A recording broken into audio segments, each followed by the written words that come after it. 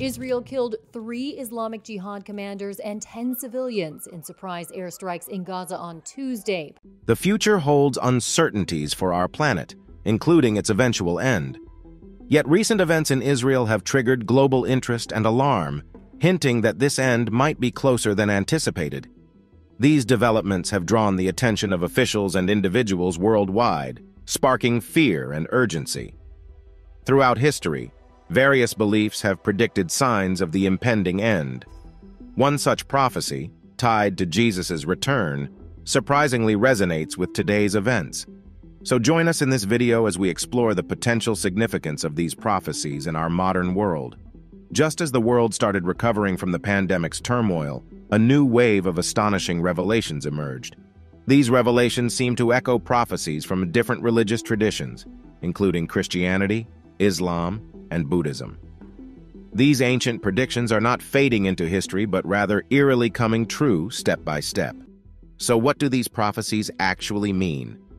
Israel, a nation situated in the Middle East along the Mediterranean Sea, holds a special place in the hearts of Christians, Muslims, and Jews.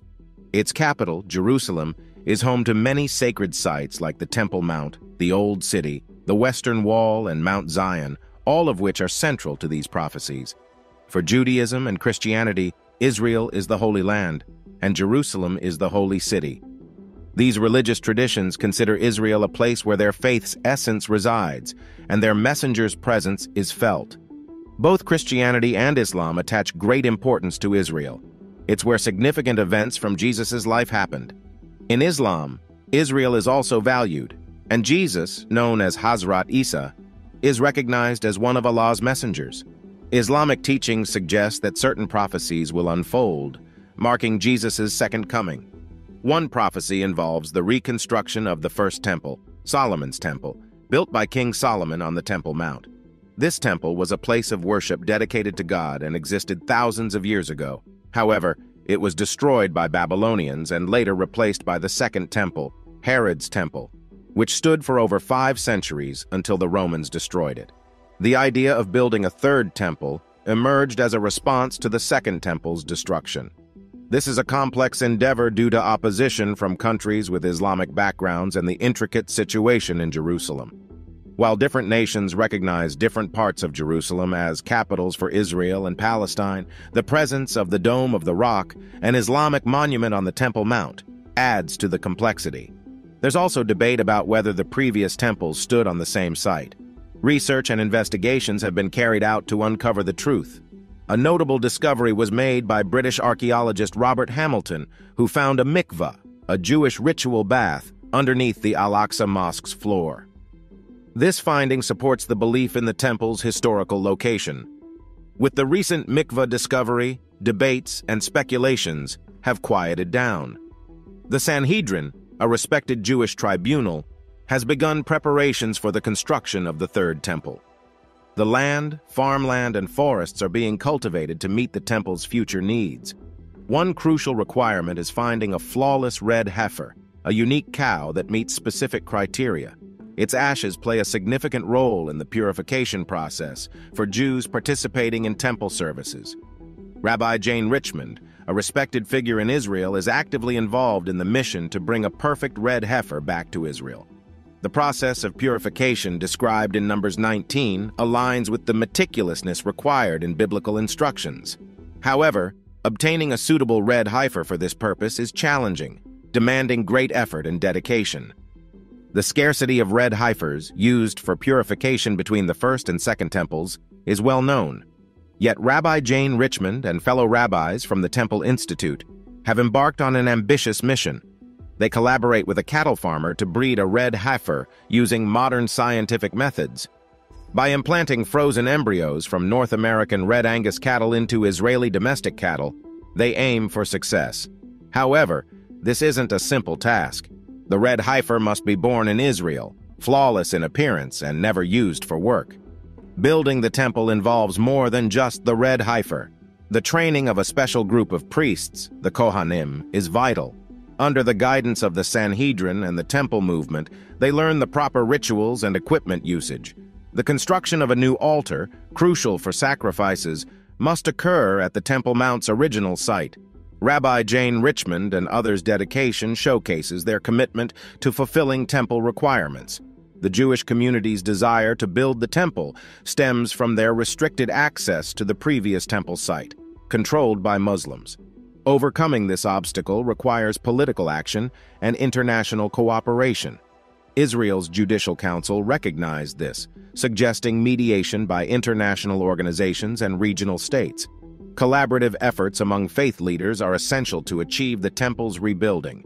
Biblical texts, like the books of Daniel and Revelation, hint at a figure called the Antichrist in Revelation 13:13. Some interpret this figure as a potential political leader involved in rebuilding the Third Temple. This suggests that influential figures globally might support temple construction.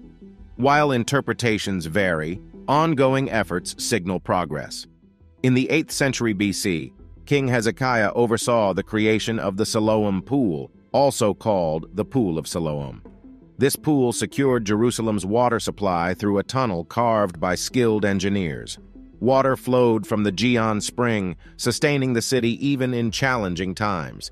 As these ventures unfold, the importance of unity and understanding becomes clear. The questions linger. Can the Red Heifer's reintroduction succeed?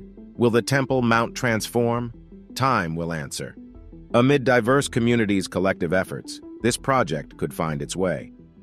In the 8th century BC, King Hezekiah directed a remarkable endeavor, the construction of the Siloam Pool, known as the Pool of Siloam.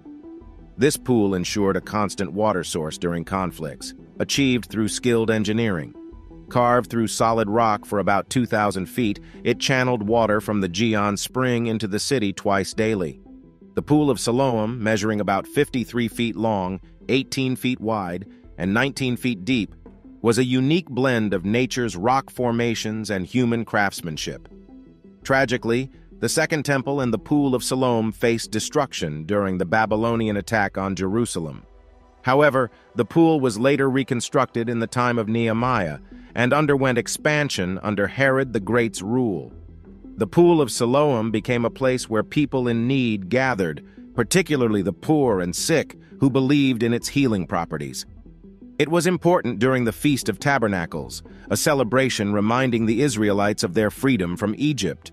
This festival marked their ancestors' journey from bondage to freedom, and ceremonies at the pool played a pivotal role in preserving Israel's cultural and religious heritage.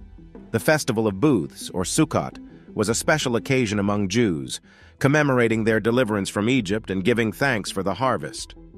During this festival, the Mishnah, a collection of Jewish teachings, guides the construction of temporary dwellings called sukkahs. People express gratitude to God for sustenance and pray for rain. A priest would fetch water from the Pool of Siloam during the festival, and the crowd would jubilantly accompany him while reciting Psalms 113 to 118. The priest would then pour the water on the altar's west side, symbolizing Isaiah 12:3. In 2004, the Pool of Siloam was uncovered during sewer line excavations, revealing only a portion of its length. Now let's explore the concept of Armageddon, often linked to apocalyptic scenarios but having a distinct meaning within our context. As mentioned in Revelation 16:16, Armageddon signifies a gathering place for armies in a battle. It represents a worldwide rebellion against God's authority and isn't limited to a specific site. The term originates from Mount Megiddo in northern Israel, known for historical battles. It can also symbolize natural disasters like earthquakes, floods, or hail. Natural events like landslides, thunderstorms, diseases, wildfires, and lightning often showcase the might of a higher power. Such occurrences can impact nations that disregard moral principles. Recent times have witnessed various regions worldwide facing these disasters. So what do you think of the final warning by Israel that terrified the entire world? Comment below and subscribe for more.